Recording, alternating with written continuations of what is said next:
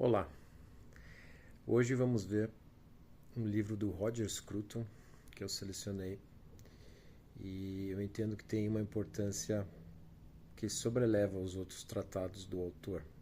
Talvez o filósofo de maior destaque nas últimas décadas no movimento conservador mundial. Ele se chama A Cultura Importa.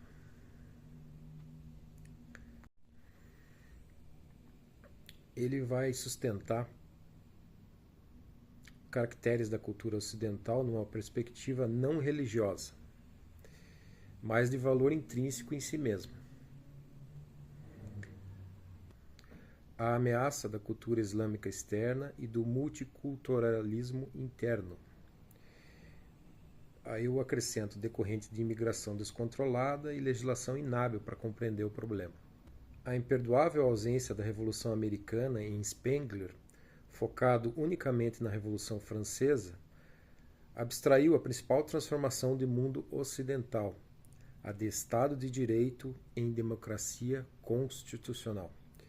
Uma inveja amarga e destrutiva justificaria o porvir europeu, evitando a infiltração de nutrientes ideológicos como liberdade, otimismo, instituições ou institucionalidade, as crenças judaico-cristãs e educação. Excluídos os Estados Unidos do debate, pouco restaria ao Ocidente a não ser rotinas geriátricas de uma Europa desdentada. Frase do autor. É justamente devido à dependência da cultura ocidental para os Estados Unidos que o assunto se torna importante. Então, o Scruton vai verificar que a influência do islamismo dentro do país também significa uma ameaça à cultura ocidental, talvez a principal, na verdade, né? E aí ele coloca: a inveja deve ser substituída pela admiração e o exemplo. Seu legado mais imediato de democracia viável e tecnologia de ponta devem ser elencados como preferíveis à intolerância islâmica e, acrescento, burocracia estatal autocrática russa e chinesa. Esse acréscimo é meu. Segundo Scruton, a admiração a esses fatores ainda não atingiu nossos corações, permitindo perceber a ligação da qual depende o futuro da civilização ocidental. Essa erosão de valores ocidentais vem sendo observada, né? E ela é extremamente preocupante, porque o seu substituto é uma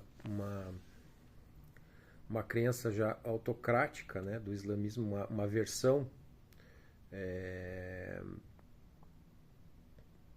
não vou colocar deformada, mas diferente, né, da base original da religião. O que precisa ser afirmado não são tanto tais conquistas, mas o direito de existir, a partir da justificação de sua existência no mundo.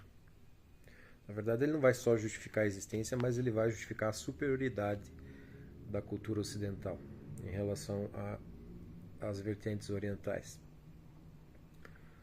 O cristianismo sempre auxiliou nessa tarefa, mas a decadência de militantes veio ameaçando o seu inegável repositório moral e independente do aspecto litúrgico.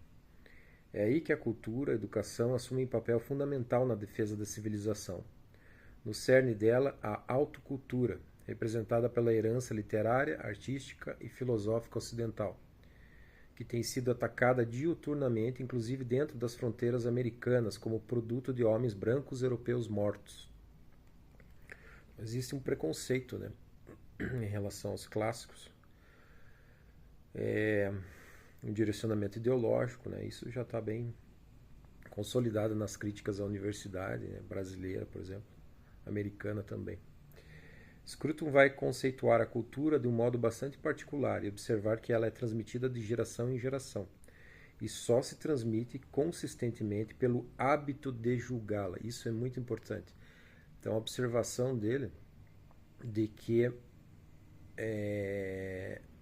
o julgamento das pessoas sobre a cultura é o que traz a cultura para elas, né? De nada adianta, embora importantes, os museus, por exemplo, né? Você até pode fazer um julgamento estético daquela obra, mas e o contexto histórico dela, como ela se produziu, a crítica explícita e implícita que ela promoveu ao seu tempo e o que ela traz para o tempo atual. É esse trabalho cultural sobre as obras artísticas e a literatura que ele sugere que precisa ser feita para fortalecer as colunas da cultura ocidental.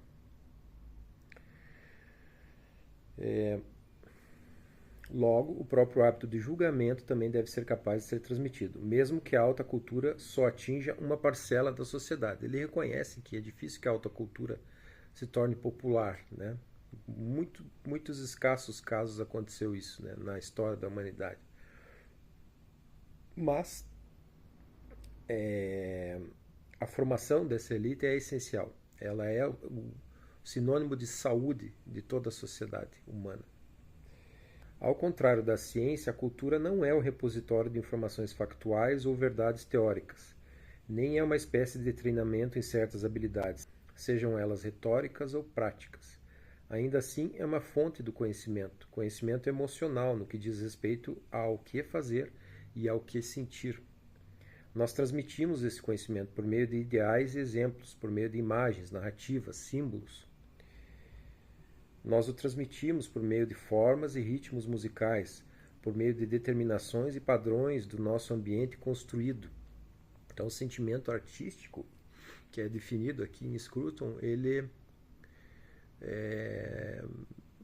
se destaca da ciência, né? Ele não tem a ver com a ciência, mas ele é igualmente importante, né, na difusão de valores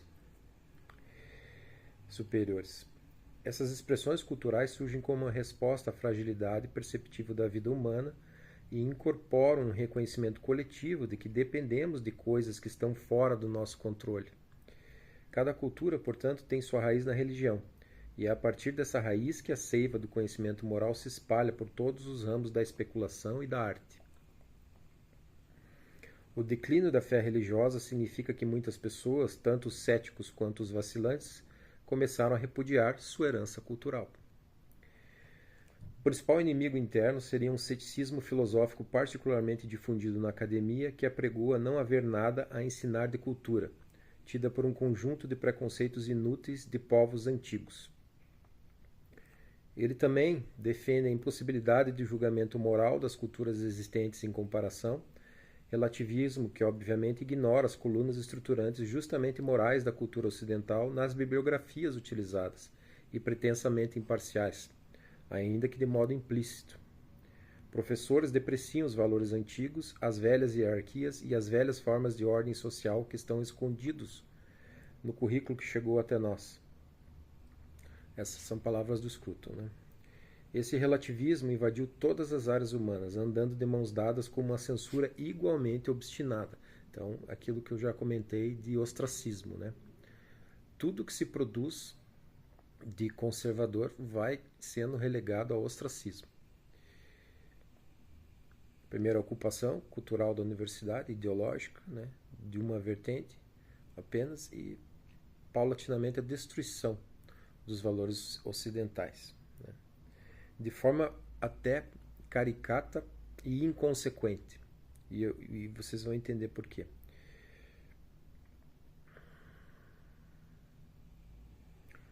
Removem essas obras do currículo, interpretando-as como meros vestígios de atitudes patriarcais, aristocráticas, burguesas ou teocráticas. Então, é aquela mistura inadequada de interpretação, também já comentei, né, histórica, com valores atuais, né? Então, o indivíduo ele imbui o próprio aprendizado com preconceitos contemporâneos, né, sobre a sociedade que ele está estudando, né, sem perceber, ou até percebendo, mas não se importando, que isso contamine, né, aquilo que de útil ele pode tirar do conhecimento histórico.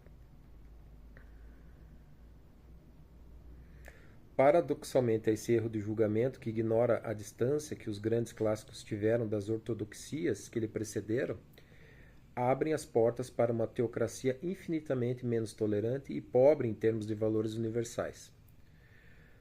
Obras de Chaucer, por exemplo, 1343 a 1400, ou Shakespeare, 1564 a 1616, não só criticaram as sociedades de sua época, mas, mais importante que isso, examinaram-nas sob um critério moral superior, que, embora reprovador, foi amoroso, piedoso e reconhecedor das fragilidades humanas. E aí a superioridade da filosofia ocidental. Aqui o que eu diria ser o opus magnum de insight filosófico de toda a obra do Scruton. Ele coloca assim: é justamente a aspiração da verdade universal e da condição humana sobre um olhar divino superior a marca da cultura ocidental. Então, tanto na literatura se percebe isso, principalmente na literatura. Shakespeare, por exemplo, ele não se resume só a um crítico da sua sociedade, né? das vaguidades, dos episódios corriqueiros de sua sociedade, né? Tripudiano sobre os preconceitos da época. Ele se coloca como um juiz moral, com valores universais. E é por isso que a obra é atemporal, né? Ela supera a sua época para ser apreciada por culturas posteriores, né? Prossegue, dizendo ser exatamente essa a razão pela qual devemos considerar a Revolução Americana e não a francesa como ponto de virada na nossa civilização. O momento em que a civilização ocidental aportou no mundo moderno porque o iluminismo tomou o poder, né? Eu vou publicar essa resenha em escrito também para quem preferir matutar ou quiser citar para trabalhos acadêmicos também, né? Essa é uma obra que me parece fundamental do Roger Scruton porque ela sintetiza o nosso momento, né? E o Brasil não escapa de estar integrado nessa ameaça à cultura ocidental.